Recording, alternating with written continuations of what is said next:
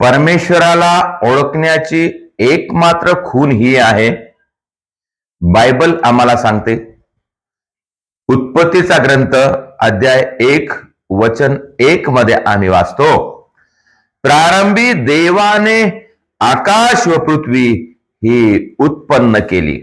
ह्या सृष्टीचा निर्माण करता परमेश्वर आहे, सृष्टीचा अधिकारी परमेश्वर आहे आणि ह्या सृष्टीला चालवणारा परमेश्वर आहे.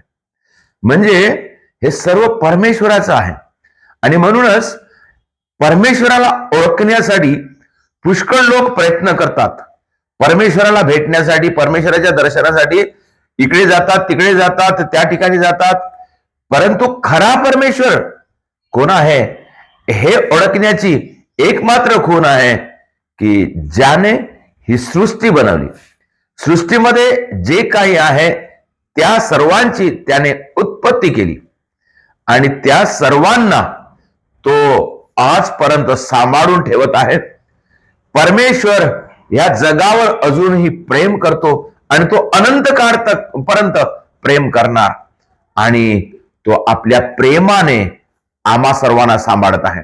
आणि त्याच्या प्रेमा खातीर त्याने आपला एकुलता एक पुत्र आम्हाला दिला, अशासाठी की जो कोणी त्याच्यावर विश्वास ठेवतो त्याचा सर्वनाश होऊ नये, तर त्याला सार्वकालिक जीवन मिळावं.